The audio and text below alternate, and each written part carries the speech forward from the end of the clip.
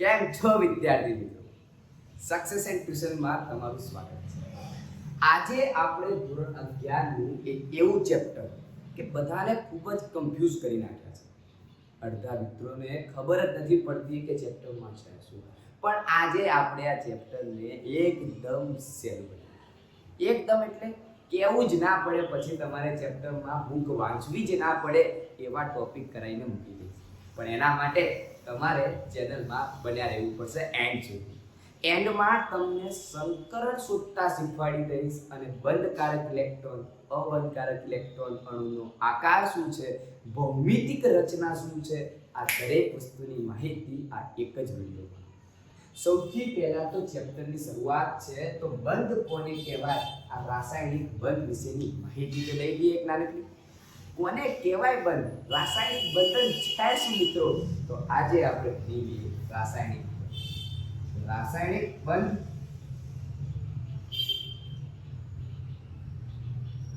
રાસાયણિક બંધને મેં ભાવેશ પટેલે અલગથી અને ડિરાઈવ કર્યું છે. અલગથી તો આપવું જ પડે ને મિત્રો કંઈ.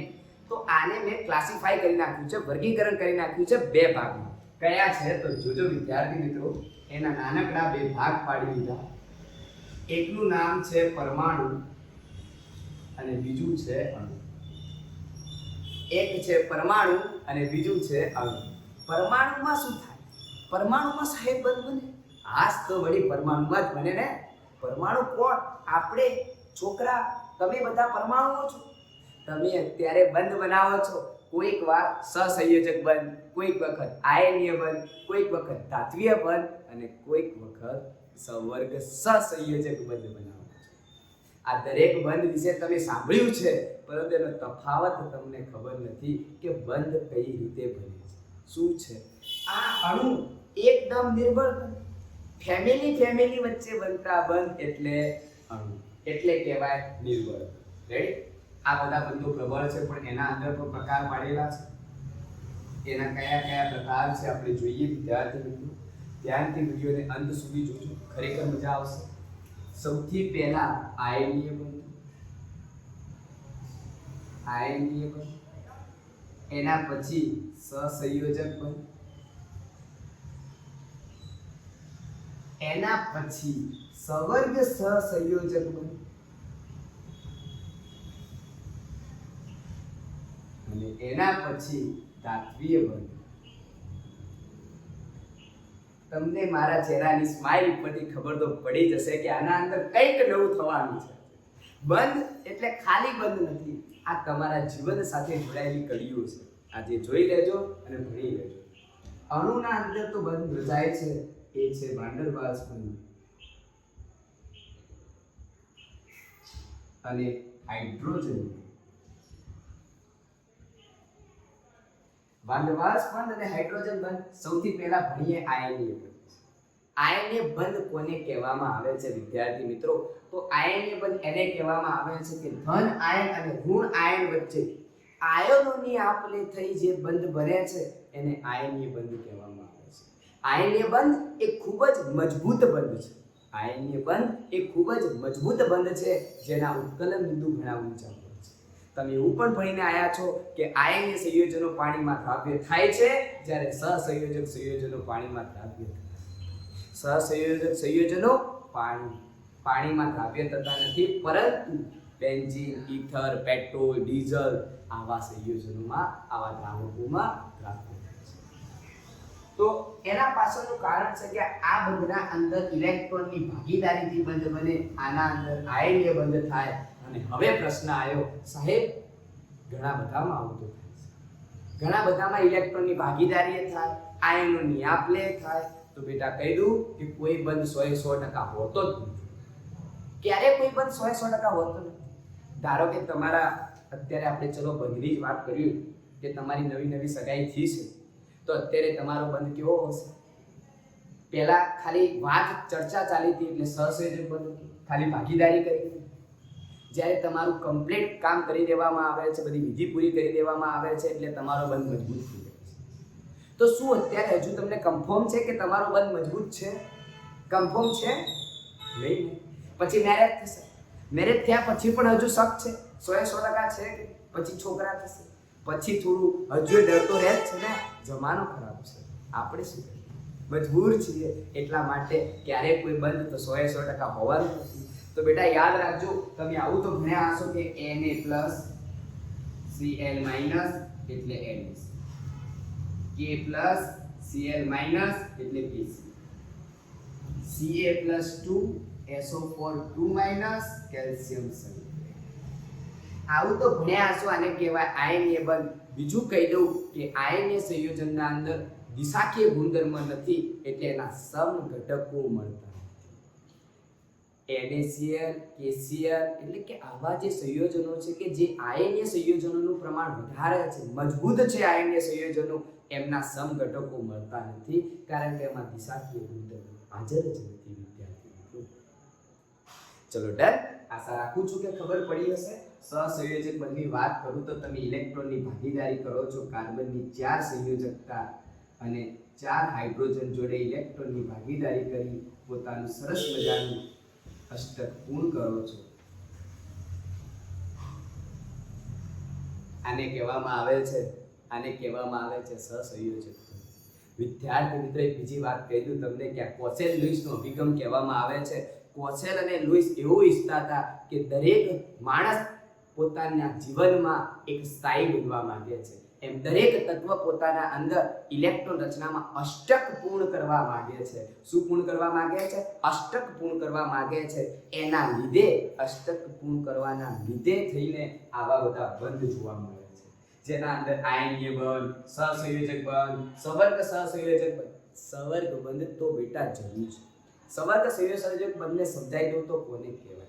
ધારો કે તમારે કોઈ ધંધામાં ધંધો કરવો છે, પણ ધંધામાં એવું છે કે તમે બધું ઇન્વેસ્ટમેન્ટ કરવાના છો અને બીજો ભાઈ ભાગીદારી કરવાનો છે, પણ એના જોડે પૈસા નથી, તો તમે એના પણ પૈસા રોકો છો, કારણ કે બધું બેલેન્સ કરવા માટે તમે ત્યાં જવાના નથી, તમે ત્યાં બધું રોકાણ કરો છો, ભાઈ સંભાળવાનું છે. તો એવું ને એવું એક નાનકડું તત્વ લઈ લઉં જે બહુ ઘણું જ કામનું છે. આ બોરોનના 3 દુના 6 બંધ થયા, અષ્ટક પૂર્ણ થતું નથી. અષ્ટક પૂર્ણ કરવા માટે એ નાઇટ્રોજન પાસેથી રહેલા 2 ઇલેક્ટ્રોનની પેર લેશે. હવે જુઓ, બંનેનું ઇલેક્ટ્રોન થઈ ગયું કમ્પ્લીટ, એટલે એને આ સવર્ગ બંધ બનાવ્યો. આના પાસે જે 2 પેર હતી આને આપી અને જે બંધ બન્યો આને જ કહેવાય સવર્ગ સહસંયોજક. સવર્ગ સહસંયોજક બંધ એવા તત્વોમાં જોવા મળે છે કે જે ઇલેક્ટ્રોન યુગ્મ કોઈકને પોતાની આખા ઇલેક્ટ્રોનિકમાંની જરૂર છે, કોઈ બંધ બનાવે છે, એના અંદર આ વસ્તુ જોવા મળે છે. વિદ્યાર્થી મિત્રો યાદ રાખજો આ વસ્તુને, આના સિવાય કોઈ ઓપ્શન નથી. ધાત્વીય બંધ મિત્રો વચ્ચે રચાતા બંધ, પુરુષ વચ્ચે રચાતા બંધ, જેને ધાત્વીય બંધ તરીકે ઓળખવામાં આવે છે. ચલો હવે તો ખબર પડી ગઈ હશે ને. લોખંડ બન્યું તો બન્યું કઈ રીતે? લોખંડના અણુઓ એકબીજા સાથે જોડાયા, જેને કહેવામાં આવે છે ધાત્વીય. ધાત્વીય બંધ એ તૂટી જાય છે, વીક હોય છે. તમે જુઓ કે પહેલા ધોરણમાં તમારો કયો મિત્ર હતો? એ તૂટી ધીમે ધીમે, પણ તમારા જોડે કઈ મૈત્રી હતી, છોકરી કઈ હતી, એ બંધ થોડા ઘણા અંશે જોવા મળશે. તો આ બધા ફરક છે બેટા બંધોના અંદર. અને આ જે વાત કરું તો એની તો ખરેખર વાત એવી ગજબ છે કે 2 ફેમિલી વચ્ચે રચાતી હોય. વાંડવાસ બંધ એટલે કે એક અણુ છે એના બીજા અણુ વચ્ચે જે બંધ રચાય છે અને આકર્ષણના કારણે જેને વાંડવાસ બંધ કહેવામાં આવે છે. હાઇડ્રોજન બંધ એના 2 પ્રકાર છે. અણુ વચ્ચે પણ રચાય, એક ઘરમાં પણ બંધ જોવા મળે અને એક ફેમિલીની બીજા ફેમિલી જોડે પણ બંધ જોવા મળે છે, જેને કહેવામાં આવે છે હાઇડ્રોજન. ચલો ડન. ચલો માની લો કે અહીંયા છે ઓક્સિજન બીજો, રેડી? તો આના જોડે જે બંધન થાય છે જેને હાઇડ્રોજન બંધ કહેવામાં આવે છે. આ એક ફેમિલી, આ બીજી ફેમિલી. વિદ્યાર્થી મિત્રો આશા રાખું છું કે બંધમાં તો કોઈ કહેવું જ ના પડે, અને જો ખરેખર વિડીયો ગમી ગયો હોય તો એક લાઈક, શેર અને કોમેન્ટ તો થાય જ છે. એક માત્ર કોમેન્ટ કરી દેજો. જો મારો વિશ્વાસ જોજો, આના પછીના વિડીયોમાં ધમાકેદાર હશે. રેડી? આના પછીનો નેક્સ્ટ ટોપિક કરવા જઈ રહ્યો છું કે અષ્ટકના નિયમની કંઈક મર્યાદા હતી કે તે અણુનો આકાર સમજાવી શક્યા ન હતા, એમની સ્થાયીતા સમજાવી શક્યા ન હતા કે અણુ ક્યારે સ્થાયી થશે, તમે ક્યારે સ્થાયી થશો એમ તો કીધું જ નહીં. એવું કીધું કે તમે જ્યારે પરણી જશો, કમાતા થશો, માપના પૈસા હશે, બધું જ હશે, એટલે કે નિષ્ક્રિય વાયુ જેવા હશો. નિષ્ક્રિય વાયુ કયા ખબર છે? જોઈ લેજો ને. હિલિયમ, નિયોન, આર્ગોન અને હવે કરીનાની ઝેરોક્સ રંગીન. કરીનાની મજા આવે, કેટરીનાની ઝેરોક્સ રંગીન. કેટરીના ઝેરોક્સ ઝેનોન અને વેનોન. આ બધા તત્વોને કહેવામાં આવે છે નિષ્ક્રિય. આ નિષ્ક્રિય જેવું બનવું છે મારે. દરેક માણસ આ નિષ્ક્રિય જેવો સંતુલિત બનવા માંગે છે, જેના કારણે આ દરેક પ્રકારના બંધ જોવા મળે છે. આ દરેક બંધ બનાવે છે અને કોઈ બંધ ક્યારે 100% હોતો નથી. એના માટે ભણાવવામાં આવે છે ફઝાનનો નિયમ. જો ફઝાનના નિયમની જરૂર હશે તો ચોક્કસ એનો વિડીયો બનશે, પરંતુ એના માટે તમારે અમને કરવી પડશે કોમેન્ટ. જો કોમેન્ટ આવશે તો જ આ વસ્તુ શક્ય બનશે, કારણ કે મારે જરૂર છે કોમેન્ટ. ચલો નેક્સ્ટ ટોપિક પર જઈએ. હવે આશા રાખું છું કે આ ટોપિકમાં તમને ખબર પડી ગઈ હશે. અને સહસંયોજક સંયોજનો અને આયનીય સંયોજનો ચેપ્ટરમાં બહુ ડીપલી છે, જેના કારણે ગલનબિંદુ, લેટાઈસ ઊર્જા, આ બધું ઘણા બધા પ્રશ્નો પૂછાય છે. બધું એકોર્ડિંગ છે ફઝાનના નિયમ. જો ફઝાનનો નિયમ સમજવો હશે તો તમારી રિક્વાયરમેન્ટ આવશે, એ પ્રમાણે એનું કામ આગળ લેવામાં આવશે. ચલો હવેનો જે ટોપિક હતો મારો કે અણુના આકાર જે કોસેલ અને લુઈસ ના સમજાવી શક્યા, એની નાઇહોલ અને ગેલેસ્પી દ્વારા એક વેસ્પર સિદ્ધાંત આપવામાં આવેલો છે, જેને VSEPR તરીકે ઓળખવામાં આવે છે. વેલેન્સ, શેલ, ઇલેક્ટ્રોન, પેર, રિપલ્સન. સંયોજકતા કક્ષકમાં રહેલા ઇલેક્ટ્રોન યુગ્મોમાં થતું અપાકર્ષણ. ઇલેક્ટ્રોનના કારણે થતું અપાકર્ષણ, ઇલેક્ટ્રોનની પેરના કારણે, યુગ્મના કારણે થતું અપાકર્ષણ. તો આપણે આ નિયમનું નામ જ સારાંશ જ આપી દીધો કે કંઈક અપાકર્ષણ થઈ રહ્યું છે. કોના વચ્ચે થઈ રહ્યું છે? ઇલેક્ટ્રોન વચ્ચે. કયા ઇલેક્ટ્રોન? સંયોજકતા કક્ષકમાં રહેલા ઇલેક્ટ્રોન યુગ્મો વચ્ચે થતું અપાકર્ષણ. એનું ફૂલ ફોર્મ છે valence shell electron pair repulsion. સંયોજકતા કક્ષકમાં રહેલા ઇલેક્ટ્રોન વચ્ચે પ્રવર્તતું ઇલેક્ટ્રોન યુગ્મ વચ્ચે પ્રવર્તતું અપાકર્ષણ. આશા રાખું છું કે આ ટોપિકને આપણે ખરેખર મજાનો બનાવવાનો છે, પણ વિદ્યાર્થી મિત્રો તમારા સપોર્ટની જરૂર છે. આ કરતા પહેલા તમને એક જ શબ્દમાં સંકરણ શીખવાડી દઉં. જો સંકરણ આવડી જાય તો તમને બધું જ કામ સહેલું લાગવા મળશે, ફટાફટ લાગશે. એ પણ કહી દઉં. આશા રાખું છું કે તમને 110% આવડી જશે. ચલો સંકરણ શોધવા માટે આપણે જરૂર પડે બંધની સંખ્યા. હું પહેલા એક શબ્દ લખું છું કે અકાર્બનિક સંયોજન.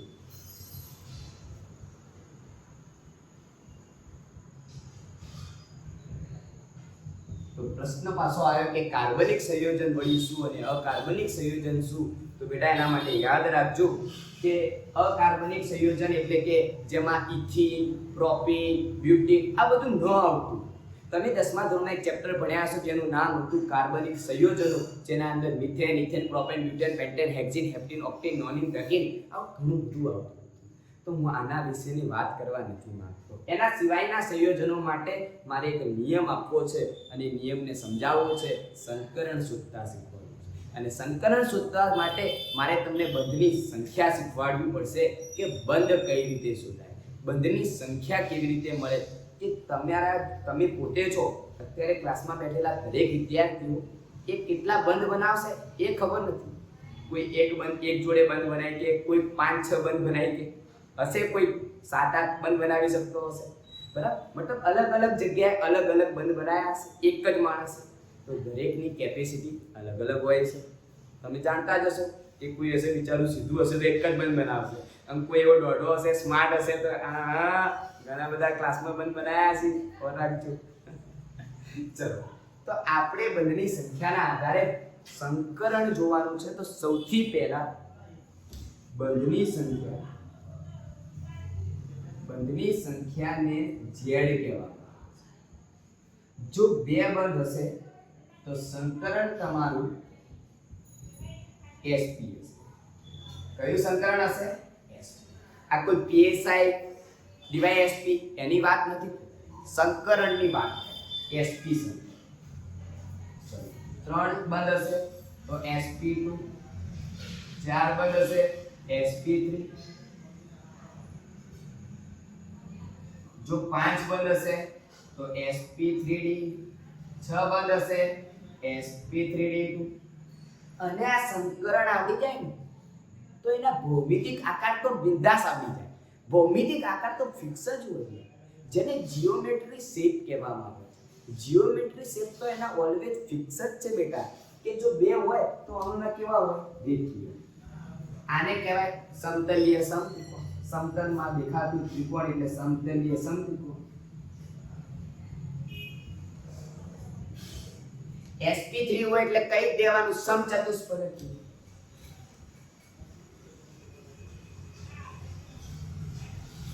ભૌમિતિક આકાર જોવા માટે તમારે એનો આકાર દોરવાની જરૂર નથી. ભૌમિતિક આકાર જોવા માટે તમારે અણુનો આકાર દોરવાની જરૂર પણ નથી. ખાલી તમે બંધની સંખ્યા ગણો એટલે તમને મળી જાય ડાયરેક્ટ ભૌમિતિક આકાર. શું મળી જાય? ભૌમિતિક આકાર. આને કહેવામાં આવે છે પેન્ટાગોન, જેને ઇંગ્લિશમાં પેન્ટાગોનલ કહેવામાં આવે છે અને ગુજરાતીમાં સમતલીય દ્વિપિરામિડ કહેવામાં આવે છે.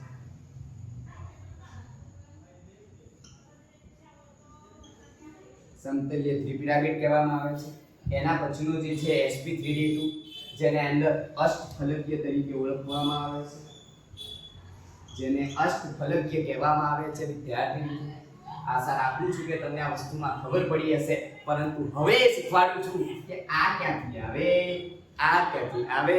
ઘણું કામનું છે, કારણ કે આના બધો તો ચાલવાનું જ નથી. તો એના માટે આપી દઉં છું એક સરસ મજાનું સૂત્ર.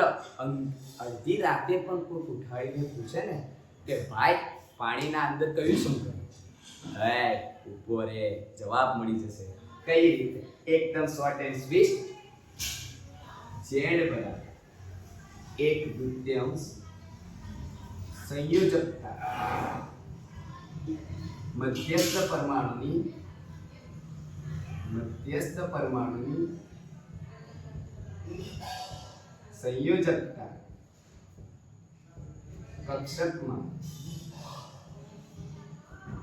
રહેલા ઇલેક્ટ્રોનની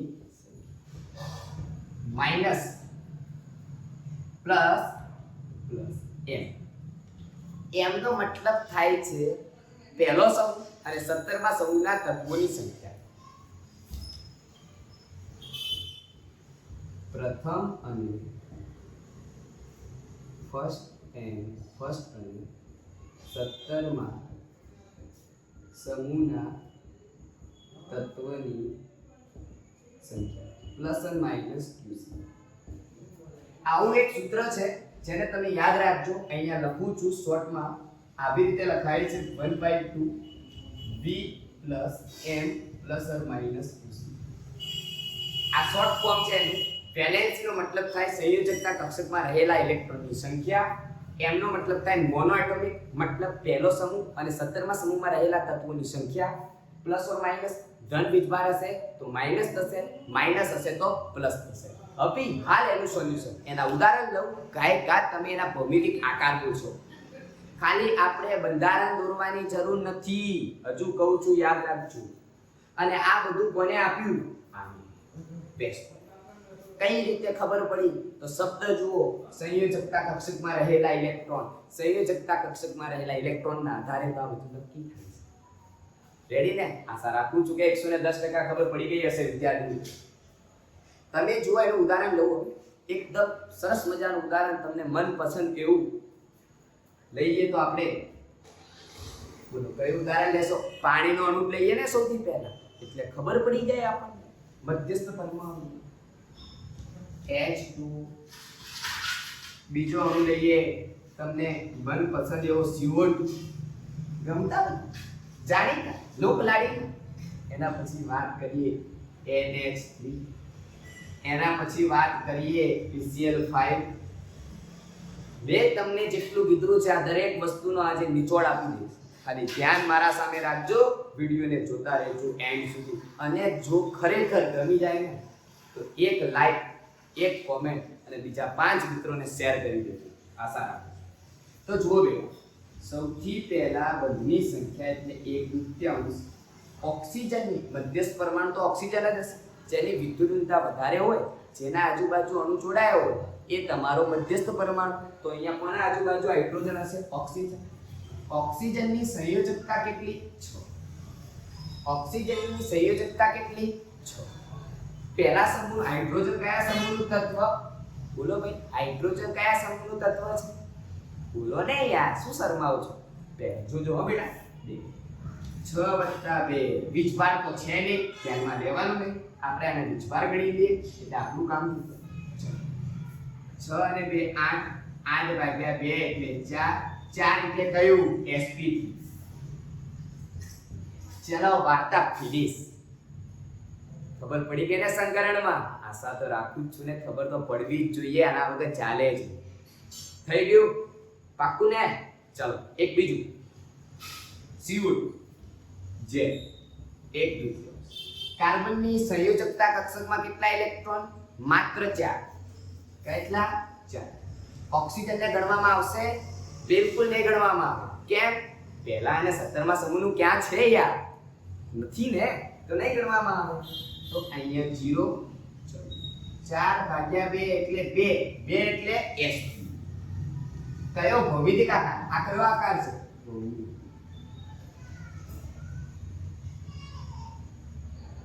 ભૌમિતિક આકારો તો ડાયરેક્ટ, કોઈ બંધારણની શું જરૂર પડે આપણે? ક્યારે ના પડે ભાઈ, ક્યારે જરૂર પડશે એ લાવીશ માર્કેટમાં. થોડી વારમાં જોજો, થોડી વારમાં એ પણ લાવી દઈશ. બંધ કોણ પણ આપી દઈશ આજને આજે. જો તમે જુઓ sp એના પછી NH4+ ધન આયન આવ્યું, એ પણ શીખવાડું. NH4 નાઇટ્રોજનની સંયોજકતા 5. પહેલો સમૂહના તત્વ હાઇડ્રોજન છે, પ્લસ વીજભાર એટલે માઈનસ. પ્લસ હોય તો શું થાય? માઈનસ. માઈનસ હોય તો શું થાય? પ્લસ. આશા રાખું છું તે ખબર પડી ગઈ હશે.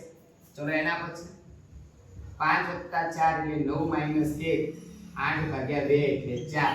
4 હોય તો કયું સંકરણ? sp3. ચલો આશા રાખું છું કે PCl5 નું તમે જાતે ગણશો. ચલો બંધની સંખ્યા એટલે z 1/2. બંધની સંખ્યા એટલે મારા માટે z. z ના આધારે જ હું આ બધું નક્કી કરું છું. હું કઈ મારા ઘરથી લાવ્યો, આ બધું જ આપેલું છે. એ નિયમોનું પાલન કરું છું અને એક સરળ ભાષામાં તમારા સામે રજૂ કરી રહ્યો છું. હું ક્યાંય બહારથી લાવ્યો નથી, કોઈ એક્સ્ટ્રા ઓર્ડિનરી નથી. બધું જ એઝ ઇટ ઇઝ ટેક્સ્ટ બુકનું છે મિત્રો.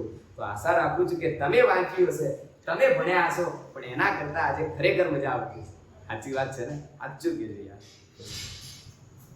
PCl5 ફોસ્ફરસની સંયોજકતા કક્ષકમાં 5. Cl એટલે 17મા સમૂહ. તો જોઈ લો 10/5.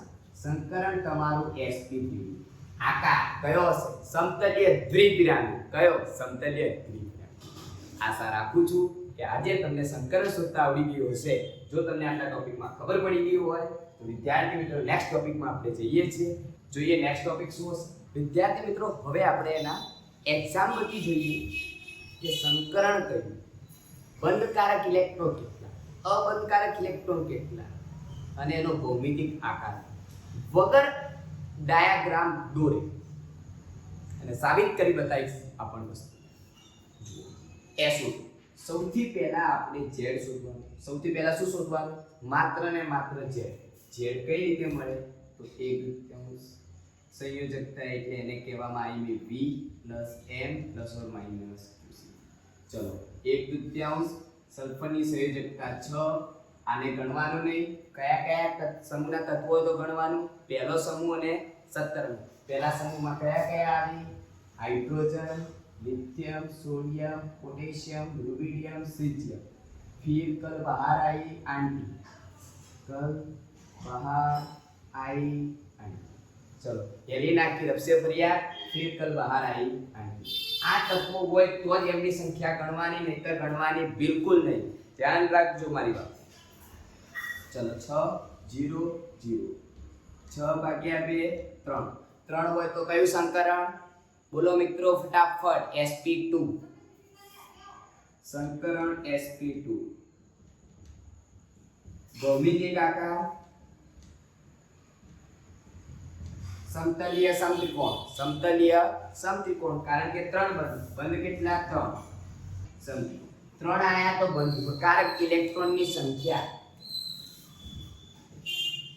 z બરાબર 3 તો બંધ કારક ઇલેક્ટ્રોન બરાબર 3 ગુણ્યા 2 બરાબર 6 કેટલા ઇલેક્ટ્રોન થયા?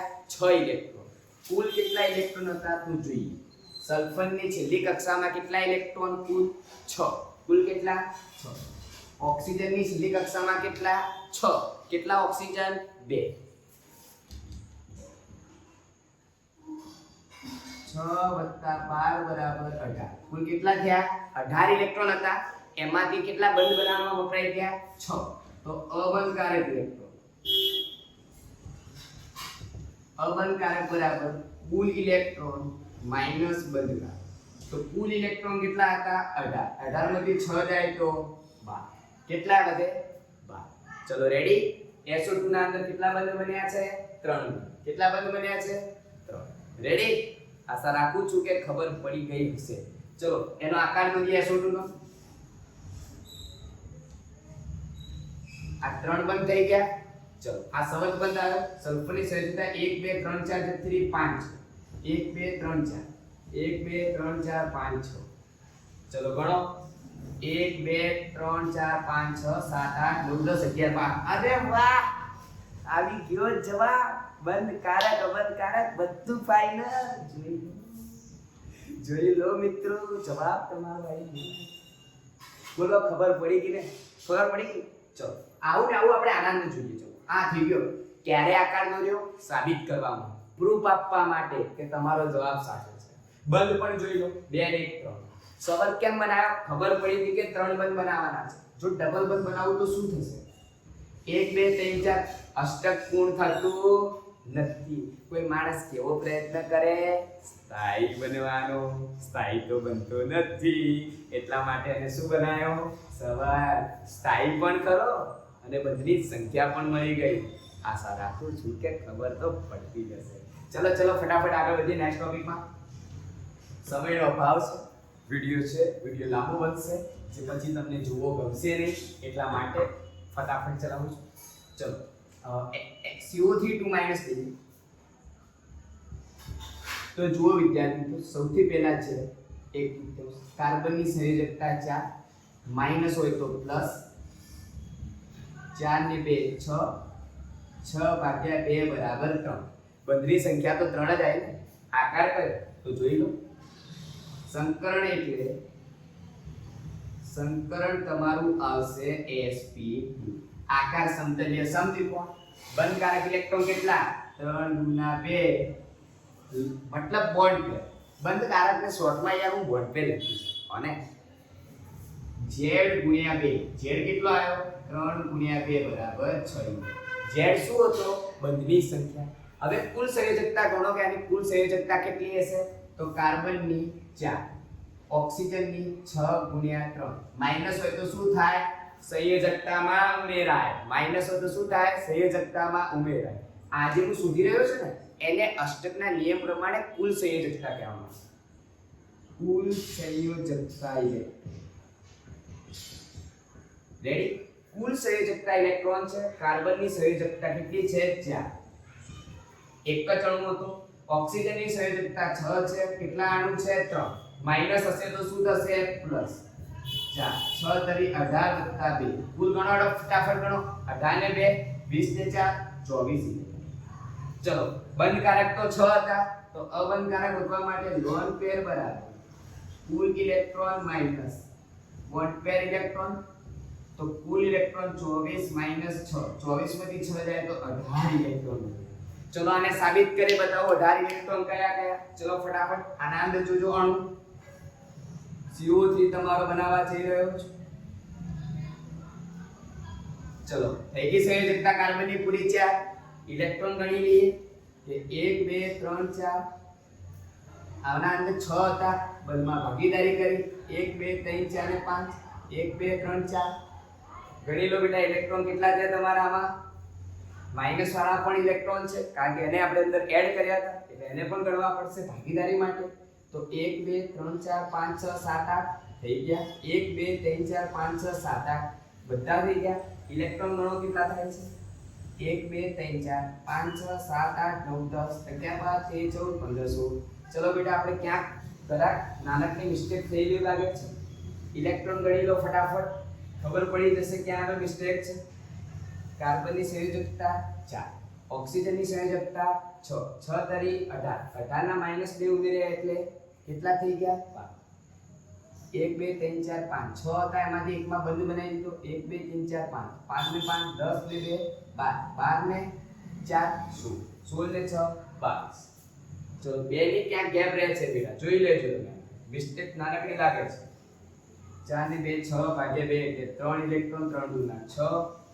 18 ને 2 10 10 ને 24 24 માંથી 6 જાય તો 18 ચલો રેડી આશા રાખું છું કે આના અંદર કેટલા બંધ બન્યા છે કુલ 4 બંધ બન્યા છે અને આપણે અહીંયા 6 અને 3 સંકરણ આવે છે તમારું sp2 સંકરણ આવવું જોઈએ sp3 જોઈ લો 4 ને 2 6 6 અને એની સંયોજકતાના આધારે ભાગ પાડ્યા તો 3 બંધ બન્યા તો અહીંયા આગળ તમારે કયો બંધ બનાવવો પડશે સવર બંધ કયો બંધ બનશે અહીંયા સવર તો કાર્બનની સંયોજકતા પૂરી થશે નહીં પણ માઈનસ ના આધારે એના અંદર એડ થશે અને સંકરણ તો તમારું CO3 માઈનસ નું આનું આ જ આપવાનું છે ગણી લો કોઈ પણ રીતના આધાર રેડી ને આશા રાખું છું કે ખબર પડી ગઈ હશે ઇલેક્ટ્રોન પણ ગણી લો આના થઈ જશે તમારા કમ્પ્લીટ કરાવી રેડી આના અંદર જોઈએ કે આના અંદર થશે શું ઝેનોનો ઓક્સીક્લોરાઇડ ના અંદર ચલો ફટાફટ નેક્સ્ટ ટોપિક આના અંદર જોઈ લે કે આના અંદર થાય છે શું ઝેનોનની સંયોજકતા કેટલી છે 8 ઓક્સિજનને તો ગણવાની આના 2 તો ચલો બંધની સંખ્યા મળી 10 ભાગ્યા 2 બરાબર 5 કયું સંકરણ આવશે 5 હશે તો sp3d sp3d કુલ કેટલા બંધ બનતા હશે 5 ચલો રેડી ખબર પડી ગઈ ઓકે હવે જોઈએ ઝેનોનની સંયોજકતા કક્ષકમાં કેટલા 8 8 ને 2 સંકરણ મળી ગયું સંકરણ મળ્યું તેનો આકાર કેવો હશે સમતલ્ય ત્રિપિરામિડ કેવો આકાર હશે સમતલ્ય ત્રિપિરામિડ આની સંયોજકતા કક્ષકમાં ઇલેક્ટ્રોન ગણો 8 આના 6 આના 7 ગુણા 14 ઇલેક્ટ્રોન હશે રેડી બધાથી કુલ કેટલા થશે 14 ને 6 20 ને 8 28 કેટલા થશે 28 બંધ કારક કેટલા બોન્ડ પેર ઇલેક્ટ્રોન 5 ગુણા 10 લે તો અબંધ કારક ઇલેક્ટ્રોન કેટલા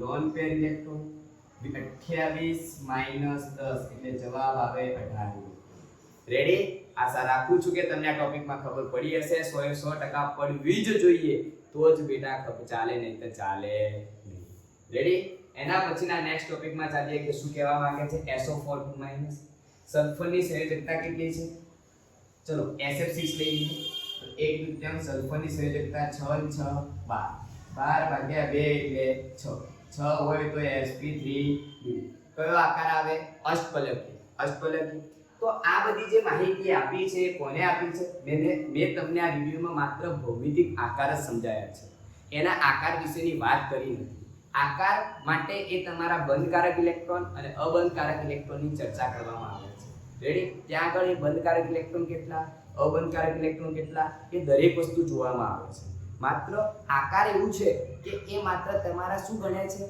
બંધોની સંખ્યા ગણે છે બંધકારક ઇલેક્ટ્રોન કેટલા છે એ જોવામાં આવે છે એના આધારે એનો અણુનો આકાર નક્કી કરવામાં આવે છે તો આપણે નેક્સ્ટ વિડિયોમાં જોઈશું એનો આકાર અને એના ખૂણાઓ જો ખરેખર આ વિડિયો ગમ્યો હોય તો લાઈક શેર અને સબસ્ક્રાઇબ કરજો તમારું સંકલન ક્યારેય ખોટું પડશે આશા રાખું છું કે તમને આ ટોપિકમાં ખબર પડી ગઈ છે thank you so much for connecting succession